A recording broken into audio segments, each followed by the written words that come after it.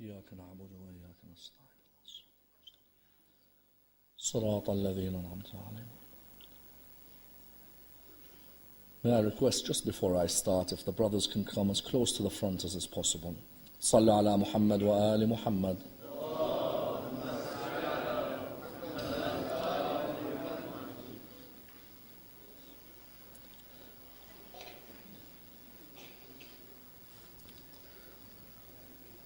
بسم الله الرحمن الرحيم.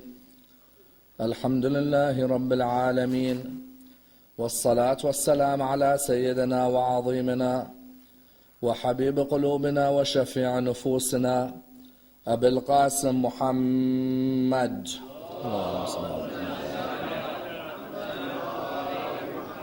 وعلى أهل بيته الطيبين الطاهرين وأصحابه الغر الميامين. الحمد لله الذي جعلنا من المتمسكين بولاية سيدي ومولاي علي بن أبي طالب.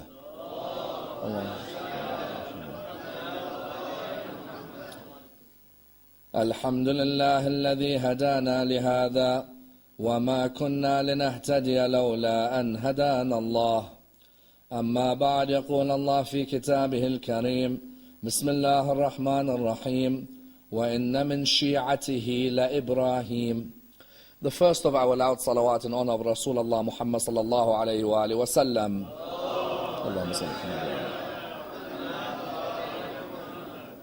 The second in honor of Amir al-Mu'mineen Ali ibn Abi Talib.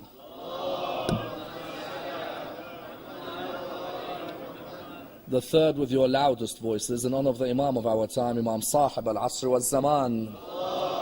Allahumma salli alayhi.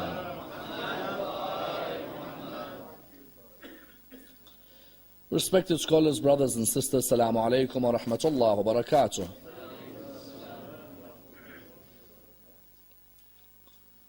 Arguably the greatest myth ever created concerning Shi'ism is the myth that the Shia were formed by a Yemeni Jew called Abdullah ibn Saba. This myth is one that requires a thorough analysis, for indeed it is a myth which has affected the lives of many Muslims in the world today. And indeed a topic which requires an examination from a number of angles. For indeed this is a topic which affects us theologically, legally, ethically, as well as spiritually. And indeed a topic with a historical basis and a contemporary significance. Until today, many people in the world outside of the school of Ahlul Bayt believe that the Shia were originated by a Yemeni Jew called Abdullah ibn Saba. Until today, there are a number of books which are published, which are actually titled The Shia of Ibn Saba, or the Saba'is, or the formation of the Shia by Abdullah ibn Saba. When many Shia hear the name Abdullah ibn Saba, they begin to wonder, who is this personality? As in the eyes of many Shia, there is no way that they were formed by a person who was originally a Jewish man from Yemen. However, many non-Shia actually believe that the Shia were formed by this Yemeni Jew, who was the man who inspired many of the Shia to honor Imam Amir al-Mu'mineen, who inspired many of the Shia to believe in what they believe in today, who wrote for the Shia many of their beliefs theologically, and is a man who had a major influence on Islamic history, especially at the time of Uthman, and after the death of Uthman in the time of Ali. Would you believe that if you were to go to certain Islamic countries in the world today, and when you introduce yourself as a Shia, the reply that would come is, so you are the people who were formed by Abdullah ibn Saba. When you reply and ask, sorry, who is Abdullah ibn Saba? They say, you the Shia know who he is. He's a Yemeni Jew and he's the one who originated your teachings. Many Shia would turn around and say, hold on, my teachings are originated from the Prophet and continued in the line of the family of the Prophet. Yet you would find many would come forward and say that no, if you were to read the books of history, especially a book like Tariq al-Tabari, Sayf ibn Umar introduces Ibn Saba, and Ibn Saba is the man who caused the friction in the lives of many Muslims. Because what do they say? They say when Aisha and Ali fought each other, it wasn't because Aisha and Ali didn't like each other. No, It was a Yemeni Jew who caused them to hate each other. Typical Muslims throw the Jew always in the middle. You find that the idea was what? The idea was that the Yemeni Jew is the one who caused all the trouble. Aisha and Ali used to respect each other. Abu Dhar and Uthman used to respect each other. Ammar and Uthman used to respect each other. Abdullah ibn Mas'ud and Uthman used to respect each other. The man who came and caused the trouble for the Muslims in those early years was a Yemeni Jew.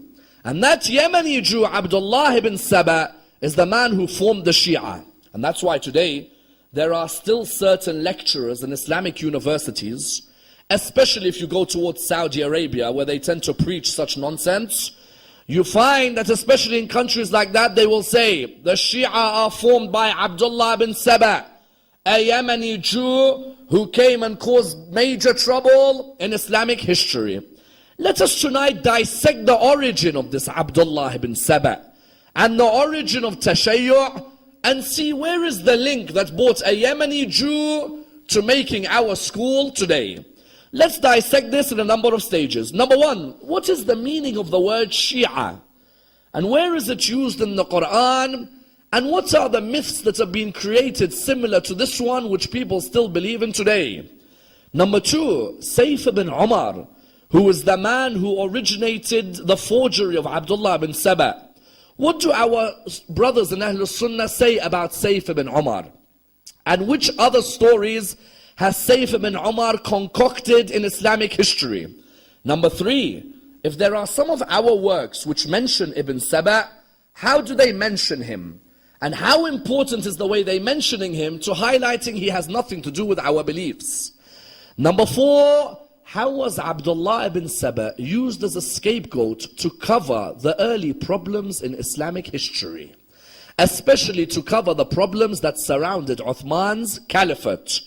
Number five, which famous Arab scholars until today say Abdullah ibn Saba is a myth and a forgery of Sayf ibn Umar?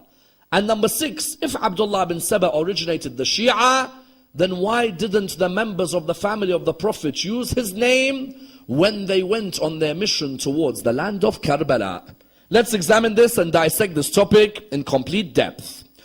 Many people today in the world have become aware of the Shia. About 30, 40 years ago, one may argue, the term Shia was not known by many at all. If you went to many parts of the world, it was rare for people to know the term Shia. Yet ever since 1979, you found that more and more people became aware of a group of people by the name of the Shia. You find that when people became more and more aware, this increased, as in the more you found wars which originated in countries like Iraq or Iran or Lebanon, you found more and more people becoming to hear of Shia theology, or Shia thought, or Shia ethics, or Shia leadership. Therefore you found many people began to re-question the myths which they had been taught about the Shia. You see, until today, many people are taught myths about the Shia. You find when you ask the question, what is the meaning of Shia? The word Shia is mentioned in the Quran on 6 occasions. And when the word Shia is mentioned in the Quran, or mentioned in Arabic, what does the word Shia mean? As in, imagine someone came to you now, and said to you, excuse me, are you Shia? You say, yes, I am. What does Shia mean? This word Shia, what does it mean? In the Quran, the word Shia is used clearly to denote a group or the followers of. So when you say the Shia of someone, it denotes a group or the followers of someone. For example, the verse I quoted at the beginning of my lecture, Surah 37, verse 83. وَإِنَّ مِن شِيعَتِهِ لَإِبْرَاهِيمَ. And from his Shia was Ibrahim. Nabi Nuh, this verse refers to Nabi Nuh. The Nabi Nuh, amongst his followers, in terms of his belief, were who? His followers were Prophet Ibrahim. Because Prophet Ibrahim, as we know, came after Prophet Nuh. So Allah subhanahu wa ta'ala, to denote the idea of following in belief, Allah in the Quran said what? وَإِنَّ مِن شِيعَتِهِ لَإِبْرَاهِيمَ. Because today you ask some Shia, excuse me, Shia is mentioned in the Quran, they'll tell you yes, but they don't know where. 2012 isn't a time where you don't know where. You won't survive. 2012 is a time you need to know where. Otherwise you won't survive intellectual conversation. When you ask a person, where is the word Shia? The word Shia, Surah 37 verse 83, وَإِنَّ مِن شِيعَتِهِ لَإِبْرَاهِيم. And from the Shia of Nabi Nuh was Nabi Ibrahim. Here, the word Shia has a theological tone. Meaning what? Meaning that Nabi Ibrahim followed the belief of Nabi Nuh. Sometimes the word Shia in the Quran means I'm just a follower of someone in the idea that I'm on the same group as them. What do we mean? We mean, for example, many of you would have read the story of Prophet Musa alayhi salam in the Quran. In Surah 28 verse 15, you know when Nabi Musa alayhi salam goes out in the middle of town and there are two people who are fighting each other. One is an Egyptian and one is from Bani Israel. Nabi Musa tries to stop the fight between the two. The Quran describes the two of them by saying, هَذَا مِنْ شِيعَتِهِ وَهَذَا مِنْ عَدُوِّهِ. One is from his Shia and one is from his enemies. What do we mean? The children of Israel, the person who was fighting, is from the Shia of Nabi Musa. Not Shia meaning they believe he's a prophet. No, Shia can also mean what? Shia means I'm your group. As in you come from children of Israel, I'm from the children of Israel. So we're together. هَذَا مِنْ شِيعَتِهِ وَهَذَا مِنْ عَدُوِّهِ. The Quran said he was from the group of Musa, the Shia, and he was from the enemies. In other words, Shia can be relating to a person who you follow, you are his Shia. I can be the Shia of Hussein, or I could be the Shia of Yazid, isn't it? Can I be the Shia of Yazid? Yes, of course I can. Because the word Shia means follower. Later, theologically, Shia came to denote the idea of what? Theologically, Shia came to denote those who, for example, believe in the messengerhood of the Holy Prophet, follow the Quran, and they believe in the Imams of Ahlul Bayt as designated by Allah, infallibles, who have received knowledge from Allah subhanahu wa ta'ala. Otherwise, Shia by itself, if it's got nothing to do with religion, Shia by itself means what? Means follower of.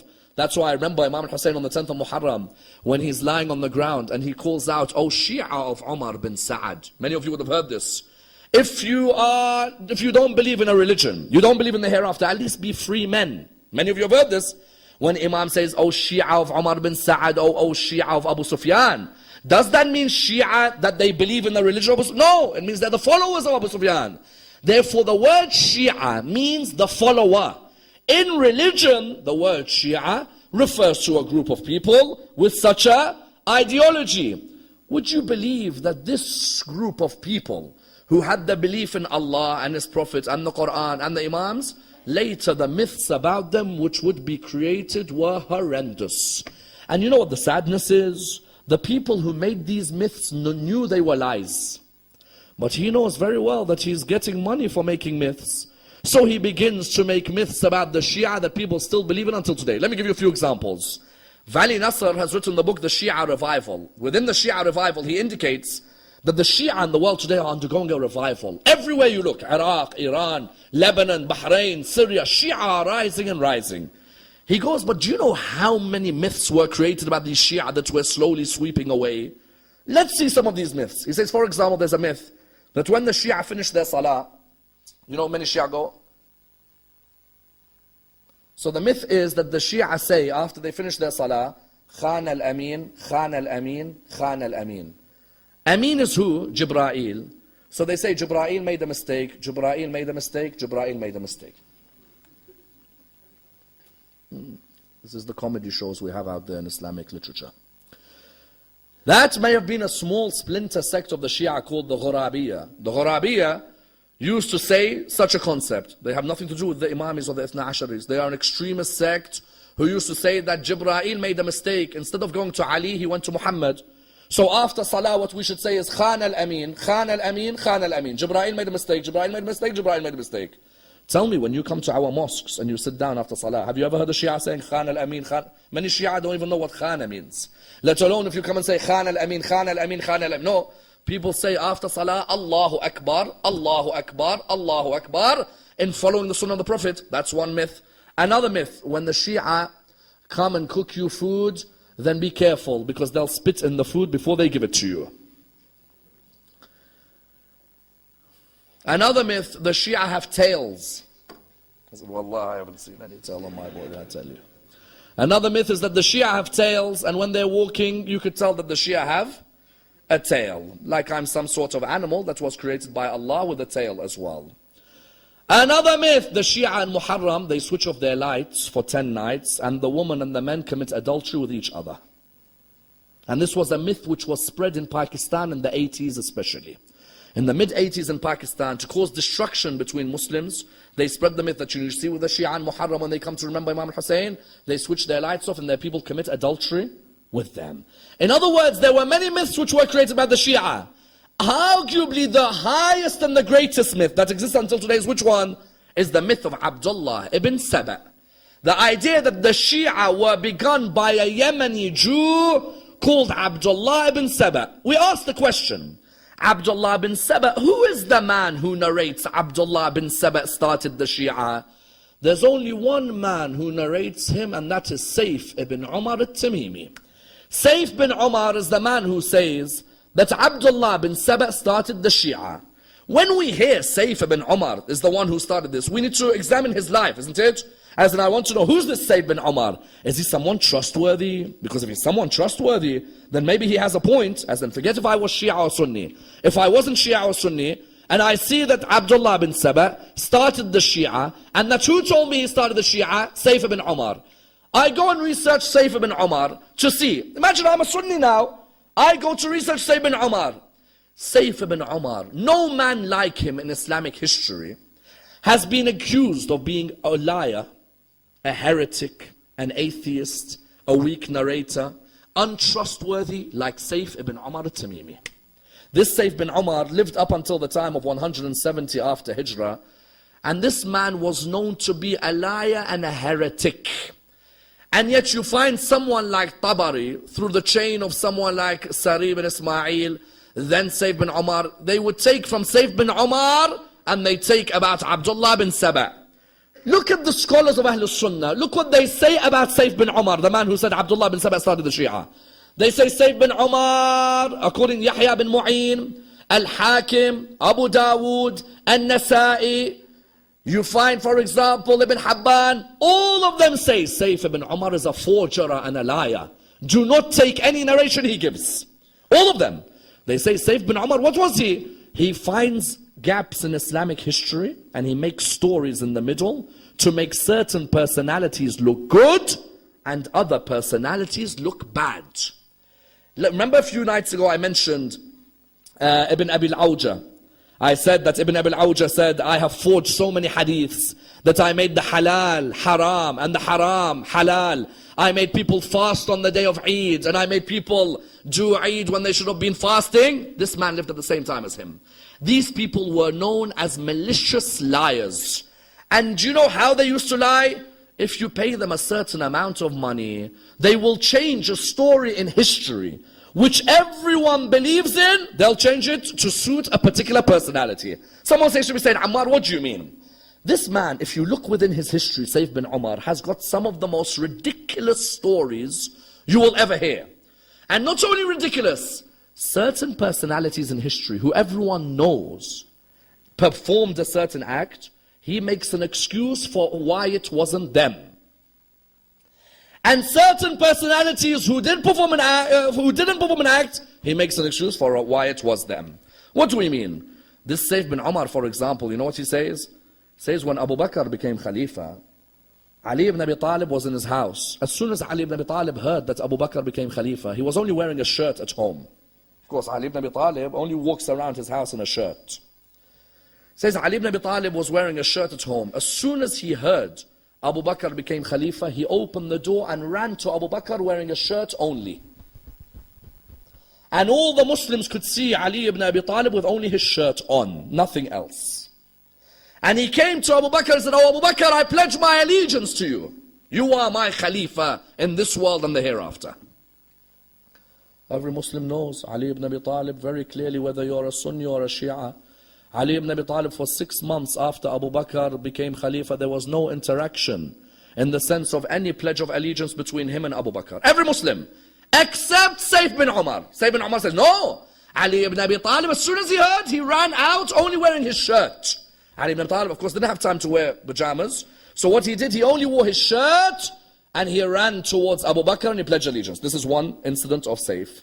Another of Saif's myths, you know how many? They list so many myths of Saif.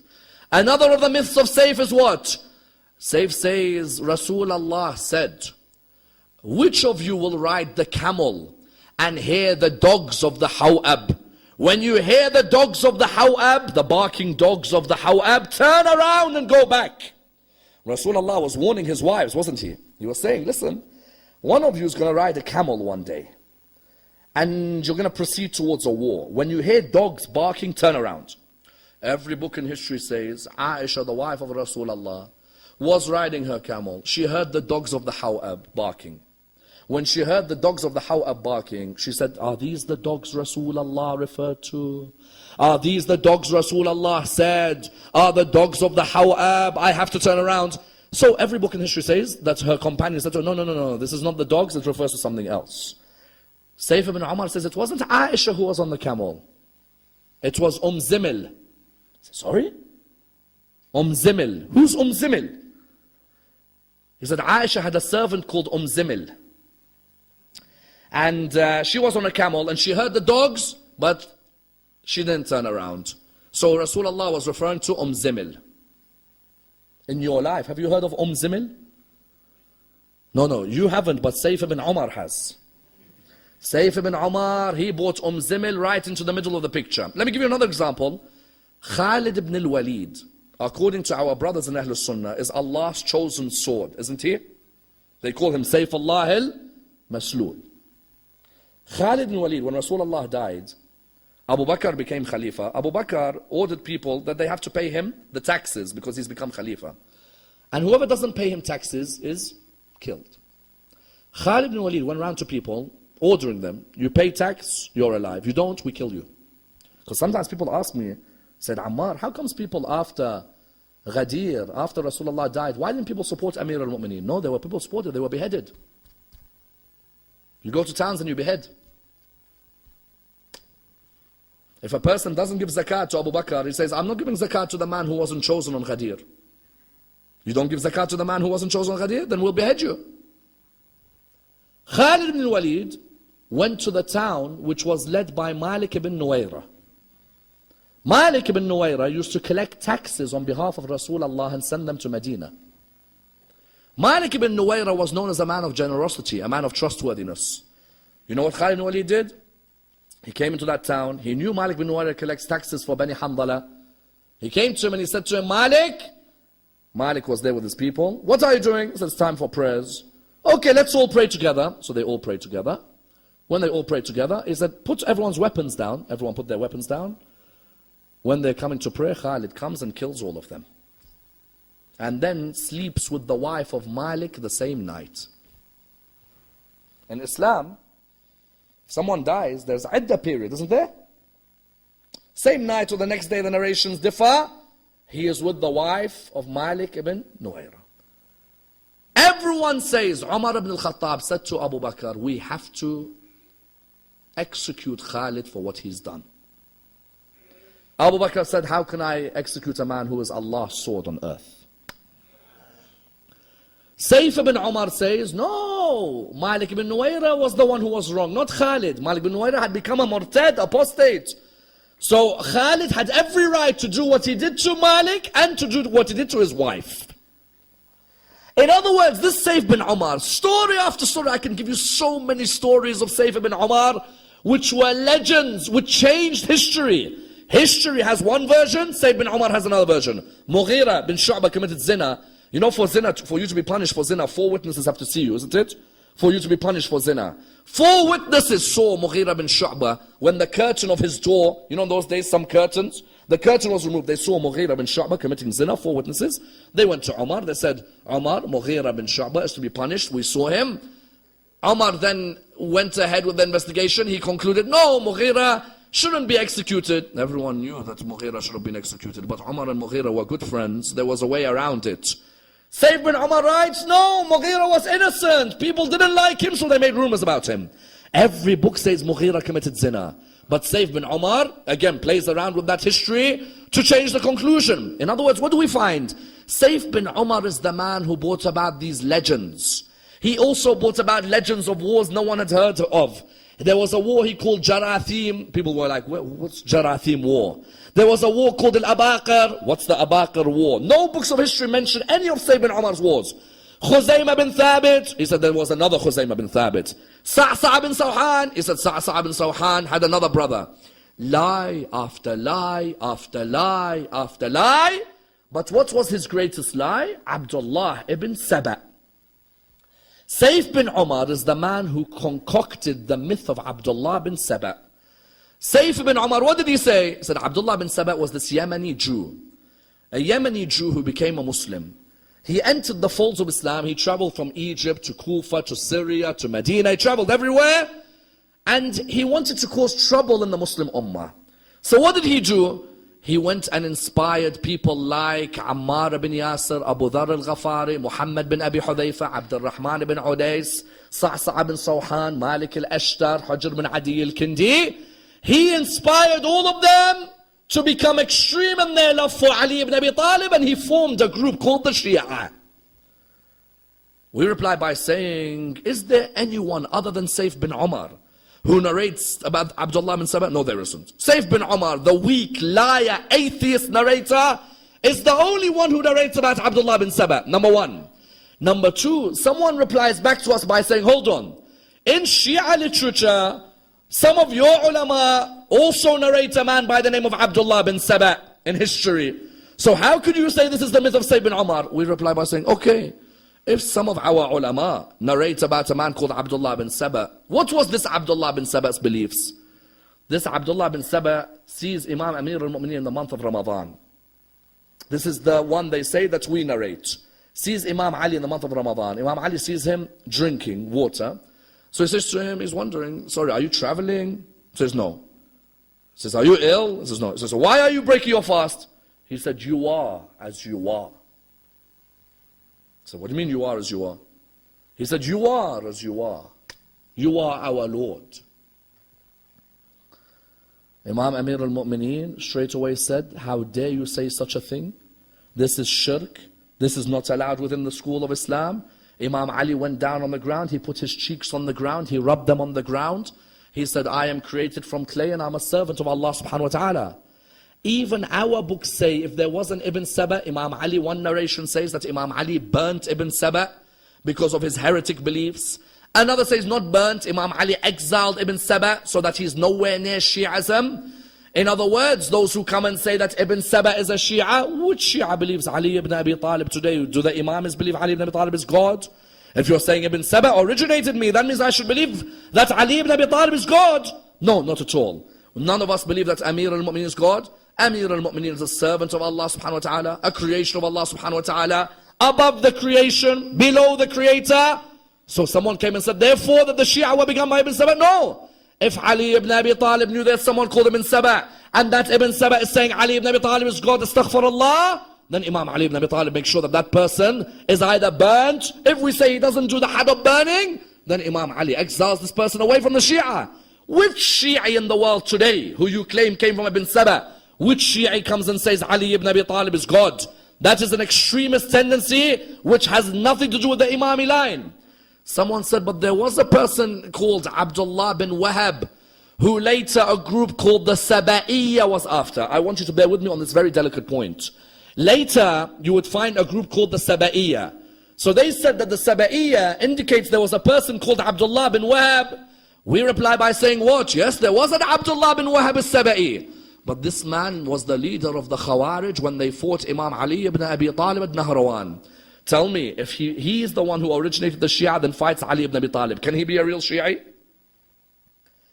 The person who fights Imam Ali at Nahrawan, Abdullah ibn Wahab al-Saba'i, leader of the Khawarij, he fights Imam Ali in the battle of Nahrawan. That person, can he be called a Shi'i? Hold on a minute. If anyone fights Ali ibn Abi Talib, do we call him Shi'i? So Ali is the master of the Shia, and whoever fights him is Shia as well. Which logic is this? So those who came later on said, but there's a group in 51AH called the Saba'iyya. Those Saba'iyya were referring back to who? Abdullah bin Wahab al-Saba'i and the Khawarij who are alive until that time. Therefore you found all of these theories emerged. And each one of them was a response that Abdullah bin Saba, if he was alive, he was an extreme heretic. If he was alive, he was an extreme heretic, ghulat, a man who believed Ali ibn Abi Talib is God. And even though at the end we say he's a forgery of Saif ibn Umar al-Tamimi. The question, why would Saif bin Umar use Abdullah bin Saba to plug a gap in history? Why? We saw Saif bin Umar, he was plugging other gaps, isn't it? So Aisha wasn't on the camel, it was Zimil. Ali ibn Abi Talib ran out to do bay'ah in a shirt. They always plug a gap, isn't it? Why did Saif bin Umar create this person to plug his gap? Which gap? Saif bin Umar was clever. You know which gap he wanted to plug? So many companions spoke out against Uthman's government. Viciously spoke out. In Sunni history, the companions all love each other. All the companions are best friends, isn't it? According to Ahlul Sunnah, all of them are the best friends and you can't talk. You can't question. No problem, that's their opinion. But there's a problem. Uthman ibn Affan is vicious with anyone who speaks out against him. So how do you make it out that Uthman and those people are friends? You throw a Yemeni Jew as the cause of the trouble between them. And do you know what question I always ask academically on Abdullah bin Saba? If Abdullah bin Saba was alive and he organized a group called the Shia and he influenced so many Shia, why wouldn't Uthman treat him the way Uthman treated others who spoke out against him? What do I mean? Uthman bin Affan viciously, and I'm ready to say this on the basis of academic discussion, nobody was as vicious when people spoke out against his government like Uthman. I ask, why didn't Uthman be vicious with Abdullah bin Saba if Abdullah bin Saba was alive? Someone says, what do you mean Uthman was vicious? Our brothers from Ahlul Sunnah say there's 4 rightly guided khulafa, isn't it? Abu Bakr, Umar, Uthman, Ali. True? And they make it out like everyone loved Abu Bakr, and everyone loved Umar, and everyone loved Uthman, and everyone loved Ali. Everyone loved Uthman? I tell you, no one gave a more damning verdict of Uthman than Sayyid Muhammad Qutb in his book, Social Justice in Islam, where he gives the most damning verdict as to why the Muslims did not like Uthman, even though Sayyid Muhammad Qutb is from Ahlul Sunnah. He says Uthman's nepotism led people to speak out against him. You know, when you're in charge of a government, the worst thing you can do is what? Bring your family in power with you, isn't it? People start to speak. Why did everyone speak against Uthman? Not because of Ibn Saba. People spoke because they saw blatant nepotism in Islam. They saw people who Rasulullah had exiled come back to become economic minister and come back to become governors. So what does Saif bin Umar do? You put a Jew in the middle and say he's the one who's the cause, not Uthman. He's the one who's the cause. Uthman ibn Affan is the cause of his own downfall. Uthman bin Affan, what did he begin to do? You know what he began to do? All the old Bani Umayyah, because Uthman is Bani Umayyah, he's related to Bani Umayyah. All the old Bani Umayyah, he starts bringing them back as governors and ministers. The people who Rasulullah had given la'na on, he brings them back as governors. In Sunni history, the lack of willingness to admit Uthman brought back people like Marwan ibn al-Hakam and Sa'id ibn al-As and Walid ibn Uqba and Samara ibn Jundub, knowing they are enemies of Rasulullah. The lack of willingness to admit this meant you use the scapegoat of Abdullah bin Saba to say he's the problem, not Uthman. Someone says, what do you mean? I'll list you a group of companions, all of you know them. And I'll tell you how Uthman treated them when they spoke out against him. And I want you to understand how he treated them, so that this myth that the Sahaba are all best friends is a myth which actually is removed from our society. Let me give you a few examples. You find, for example, someone like Ammar ibn Yasir. Haven't we heard great hadiths about Ammar ibn Yasir from the beginning of Islam? His parents, Yasir and Sumayya, weren't they the first martyrs in Islam or no? Didn't Rasulullah say Ammar is full of faith from the top of his body until his soul? Didn't Rasulullah say Ammar is as close to me as any of the companions? Didn't Ammar bin Yasir participate in the building of the mosque of Rasulullah? And then I ask you, how did Ammar bin Yasir end up with a hernia because of being attacked by Uthman bin Affan? Ammar bin Yasir went with a grievance to Uthman in his 80s. He came with a grievance from Talha, from Zubair, from Ammar, from others, that Uthman is putting people in power who are all originally Bani Umayyah kings, people who were enemies of Islam. Uthman sitting there, you know what Uthman does? He looks at him and says, "Oh son of Sumayya, you have the audacity to bring me grievances?" He said to him, "I am proud that I am the son of Yasir and the son of Sumayya." Meaning I'm telling him that I am the son of whom? I am the son of the first two shuhada in Islam. Marwan looked at him, he said to him, and look who Uthman's chief advisor is. Marwan ibn al-Hakam, mashallah. Who is his chief advisor? Marwan ibn al-Hakam. You find Marwan ibn al-Hakam says, don't be forbearant with this man. Kill him, attack him. They attacked him so viciously, they first kicked him in his stomach. Then they kicked him so profusely that they caused the hernia to happen. Go and read the books of Ahl Sunnah. How Uthman and his henchmen tortured Ammar ibn Yasir. Now you tell me, Ammar ibn Yasir, Uthman, aren't all of these people meant to go to Jannah? So if I torture you and I hurt you, me and you both go to Jannah, huh? Let me give you another example. Abu Dhar al-Ghafari, how highly do you value Abu Dhar? Rasulullah said, if you want to see the taqwa of Prophet Isa, look at Abu Dhar. Rasulullah used to say, Abu Dhar al-Ghafari never utters a lie. Rasulullah, Rasulullah, Rasulullah, Rasulullah. So many hadiths about Abu Dhar al-Ghafari. Abu Dhar began to notice, look at who's in power now. You've got governors in power who are hoarding the money of the Muslims. It's all corruption. You've brought back all your best friends in power. Marwan has this share, and that person has that share, and this person has that share. Uthman exiled him to Muawiyah. Muawiyah said, and you know what would happen? Muawiyah every day would think he's comfortable. In the morning, Abu Dhar standing outside, reciting Surah 9, verse 34. Those who hoard the gold and the silver. Muawiyah's like, Uthman, take him back. This guy's giving me a headache. He sends him back to Uthman. Uthman eventually says, you know what?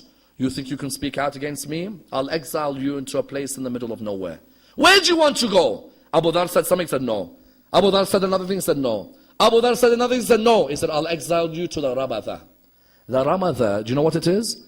The Rabatha is in the middle of nowhere. You know what middle of nowhere means, brothers and sisters, or no? That means no food, no drink. There are a few weeds on the ground, grass. Take with you what you have, live there and die there. Abu Dhar al-Ghafari, companion of Rasulullah, dies alone in the Rabatha with his daughter sitting next to him and no one else to help him. Until Malik al-Ashtar comes to bury him in the middle of a desert, in the middle of nowhere. Uthman with Ammar, Uthman with Abu Dhar. Isn't Abu Dhar meant to be going Jannah? And Uthman's going to Jannah. This Jannah is going to be an unbelievable place. Another companion, when you speak out against Uthman, look how vicious Uthman is. Abdullah bin Mas'ud. Rasulullah used to say, if you want to learn Quran, go and learn from the son of Abid. Abid is who? The mother of Abdullah bin Mas'ud. Abdullah bin Mas'ud was a scholar, a faqih. If you go to our Sunni brothers today, they'll say, there's no one like Abdullah bin Mas'ud. Radiyallahu an. Okay, radiyallahu an, no problem. May Allah be pleased with him. Abdullah bin Mas'ud, who's the one who hit him severely because he spoke out against Uthman's governor? Abdullah bin Mas'ud used to be governor for Umar ibn al-Khattab. Later on, when Uthman came in, he removed him. He ordered him to give money towards Al-Walid. Al-Walid, the drunkard, ibn Uqba. Abdullah bin Mas'ud didn't accept. The reply was, no, you have to give. Abdullah bin Mas'ud didn't accept. Abdullah bin Mas'ud went all the way to Medina. He said to Uthman, here's your key. He said, here's our key. They launched a vicious attack on Abdullah bin Mas'ud in that room. To the extent Abdullah bin Mas'ud broke his rib in that room. That's how much they hit him. Because he spoke out against Uthman. People like Ibn Sam'a and Yahmum and all of these tortured him. And you know when Uthman came to visit him at the end, he said to him, Abdullah bin Mas'ud, if you want any provisions for your daughters, do you need anything? He said, I don't need nothing from you. He said, are you sure you don't need anything? He said, why would I need something from you? You're telling me you need a doctor when it was you who caused the injuries to me in the first place. He said, are you sure you don't want any wealth? He said, I have the best of wealth. He said, what is it? He said, I have Surah Al-Waqi'ah. He said, what do you mean? He said, Rasulullah taught me, whoever recites Surah Al-Waqi'ah every day, Allah will never put poverty in his life. I will die now, but my daughters will remain alive. And when my daughters remain alive, alhamdulillah, they'll have Surah Al-Waqi'ah. They don't need money from people like you and those who surround your government. Surah Al-Waqi'ah will ensure that no poverty affects them whatsoever. And then Abdullah bin Mas'ud said to Ammar bin Yasir, do not let that man come to my janazah. Keep him away. That man and his henchmen destroying the religion of Islam. Abdullah bin Mas'ud, Ammar bin Yasir, Abu Dhar al-Ghafari, even someone like Abdul Rahman bin Hanbal al-Jumahi. Abdul Rahman bin Hanbal al-Jumahi was a companion. You know this Abdul Rahman bin Hanbal al-Jumahi came to Uthman. He said, Uthman, people are complaining about your government. He said, how dare you complain about my government? He put him in the Qamus prison. The Qamus prison is in Khaybar. Imam Ali, when he lifted the door of Khaybar, it was called Bab al-Qamus. The Qamus prison was in Khaybar. He put him in the Qamus prison and he wasn't allowed out until Imam Ali became Khalifa. And in the Qamus prison he would say, I do not complain to the people. I complain to Allah and to Abu al-Hasan for the way this man has treated me. That was another one. Amr ibn Abdul Qais al-Tamimi, simply because he spoke out against Uthman, he was exiled to Muawiyah. And I can name more and more. Hujr bin Adi, Malik al-Ashtar were exiled to Muawiyah by Uthman. In other words, Uthman bin Affan, who's so vicious with anyone who attacks him, why wasn't he vicious with Ibn Saba if Ibn Saba is the cause of all of this? Where's Ibn Saba? Show me a book in history where Uthman says that Ibn Saba is the cause of all of this. I want to catch him and torture him. What a myth. What a myth. You stick a Yemeni Jew in the middle and you say he's the cause of all of these people being bad. Because you don't want to make it look like Uthman versus Abu Dhar, do you? Because then there's no point saying Islam was a beautiful religion when the Sahaba of Rasulullah couldn't even live with each other. What a myth they created. That all the Sahaba are the best of friends and Ibn Saba is the cause of the trouble. Best of friends? So Talha and Zubair fighting Ali at Jamal is best friends? Amr ibn al-As fighting Ali and Siffin is best friends? What is all of this? Someone recently came to me and said, you can't discuss the Sahaba. I said, why? He said, because in the Quran Allah said those who pledged under the tree to Rasulullah. You know Bay'at al-Radwan, when they pledged under the tree? Radiyallahu anhum, Allah is pleased with them. You can't discuss the Sahaba. I say, brother, can you name me who pledged to Rasulullah under the tree? Abu al-Ghadi al-Juhani, did he pledge to Rasulullah? Abu Ghadi or no? He said, yes he did. I said, but the same Abu Ghadi killed Ammar ibn Yasir. So what, Ammar who pledged and Abu Ghadi who pledged both go to Jannah when one killed the other? Muhammad bin Abi Hudayfa pledged on the tree. Abdul Rahman ibn Udais pledged on the tree.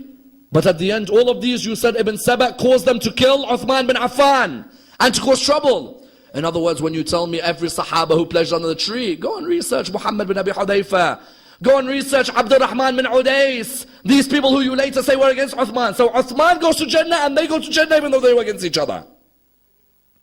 In other words, brothers and sisters, what do we find? The Shia had nothing to do with Ibn Saba. Rather, Uthman's mistakes made certain historians choose to make a man called Ibn Saba, who they said was the cause of the friction between the Muslims, who they said was the cause of the trouble between the Muslims. And that's why when you look at Islamic history, an interesting theory was put by Dr. Kamal al-Shib and who else? Dr. Kamal al-Shibi and Dr. Ali al-Wardi, academics in their own right. They put forward an interesting theory. They said Abdullah bin Saba may have been a forgery in the name of Ibn Sauda, who is Ammar ibn Yasir. Please listen to their theory. They say, yes, there might not have been a person called Abdullah bin Saba. But sometimes Abdullah bin Saba is referred to as the son of the black woman, Ibn Sauda. Ammar ibn Yasir in the Battle of Siffin is also called Ibn Sawda. Could it be that they renamed and they forged a character who they could attack without attacking Ammar bin Yasir directly? It's a fundamental point. Ammar bin Yasir spoke out against Uthman, isn't it? But you can't say Ammar spoke out. So what you do is you concoct a character whose features are similar to Ammar, and you then attack that character, but indirectly you're attacking Ammar bin Yasir. Ammar bin Yasir in the Battle of Siffin was on the side of Imam Ali, Muawiyah is on the other side. Muawiyah never calls him Ammar. They used to all call him Ibn Sawda, the son of the black woman. Why? Because they know if you call him Ammar, Rasulullah has a hadith, Ammar will be killed by infidels. The war would be over, isn't it? So Amr ibn al-As keeps calling him Ibn Sawda. There's a theory that Ibn Sawda and Abdullah bin Saba is a reference to Ammar bin Yasir. And that was the theory of Dr. Kamal al-Shibi and Dr. Ali al-Wardi. The point being what? The point was that Abdullah bin Saba at the end is a forgery. There is nothing to do with Abdullah bin Saba being the originator of the Shia. Rather, he was what? A scapegoat to exonerate the people of Medina from the killing of Uthman. To show that Uthman was good, you forge a character who caused all the trouble, when the reality is Uthman's own political decisions are the ones which caused his downfall. That's why you find Dr. Taha Hussein saying clearly that Ibn Saba is a forgery and there's no such thing that he formed the Shia. That's why you find, for example, someone like Ahmed Mahmoud al-Subhi or Ahmed al-Salih or Hassan Farhan al-Maliki, all of them clearly showing this Ibn Saba is a myth, and to attribute him to the Shia is the greatest scandal against the Shia. The Shia have nothing to do with Ibn Saba. We were not formed by a Yemeni Jew.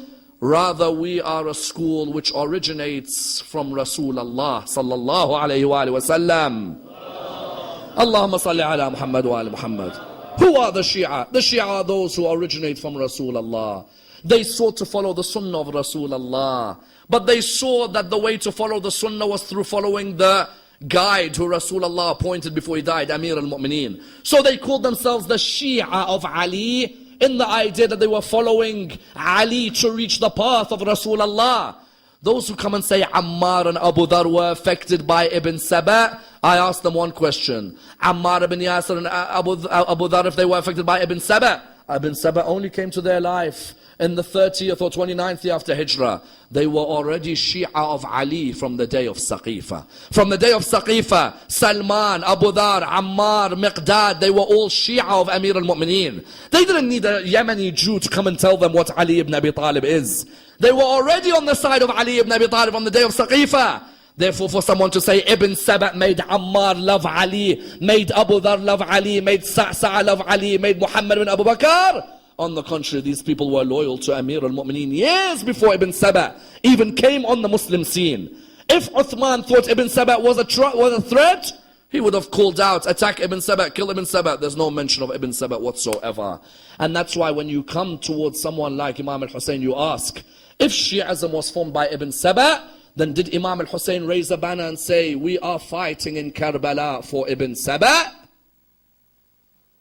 Imam al-Hussein, if his master is Ibn Saba and the man who made him Shia is Ibn Saba, did Imam al-Hussein said, I am fighting in Karbala for Ibn Saba. Ibn Saba is our master, he is our theologian, he is the one who's given us our books. Does Imam al-Sadiq alayhi salam say, the leader of Shi'ism is Ibn Saba? Does Imam al-Rida say, our example in Shi'ism is Ibn Saba? Does Imam al-Hadi say, go to Ibn Saba for your hadiths? Have you ever heard an Imam of Ahlul Bayt mention Ibn Saba as their leader, as their thinker, as the man who originated? Don't come and say the Shia were originated from a man who none of the Imams have anything to do with. Imam al-Hussein, on the contrary, when he went out to Karbala, he said, إني لم أخرج أشرا ولا بطرا ولا مفسدا ولا ظالما وإنما خرجت لطلب الإصلاح في أمة جدي رسول الله أريد أن آمر بالمعروف وأنهى عن المنكر وأسير بسيرة جدي وأبي علي ibn Abi Talib. What did he say? He said, I have not come out for fame, nor have I come out for wealth, nor have I come out for power, nor have I come out for luxury. I have come out to do what? to bring reform in the ummah of my grandfather Rasulullah. I have come to enjoin the good. I have come to forbid the evil. And I've come to follow what? The path of my grandfather and my father Ali ibn Abi Talib. Did he say I've come to follow the path of my grandfather and my father and Ibn Saba? To say that we the Shia follow Ibn Saba, Imam al-Hussein would have said. Imam al-Hussein would have clearly said that we are those who follow Ibn Saba. No. أسير بسيرة جدي وأبي علي ibn Abi Talib. You want to know where the real Shia originate from? They originate from Rasulullah saying, I leave behind for you the Quran and my Ahlul Bayt. And the Shia are those which the Quran says, إن الذين آمنوا وعملوا الصالحات أولئك هم خير البرية. Those who perform, those who believe and perform good deeds, they are the best of the people. Rasulullah was asked, who are they? He said, Ali and his Shia. Those are the best of people. That's who the verse in the Quran was revealed about. Therefore, this myth of Abdullah bin Saba is a myth which has nothing to do with us. Rather is a forgery of Saif ibn Umar al-Tamimi, something we have absolutely nothing to do with. If a person wants to know about the origin of Tashayyu', let them hold on to the Quran and the Ahlul Bayt and the teachings of the Ahlul Bayt, and then they'll see the origin of Shia thought. We pray to Allah subhanahu wa ta'ala to raise us with Muhammad and Al Muhammad, to allow us to be amongst those who follow their message in this world and the hereafter. We pray to Allah subhanahu wa ta'ala for our brothers around the Islamic world, especially our brothers in Syria and Burma, Pakistan, Iraq, to unite them on the banner of Muhammad and Al Muhammad. We pray to Allah subhanahu wa ta'ala the Surah Al-Fatiha, but before it the loudest of your salawat.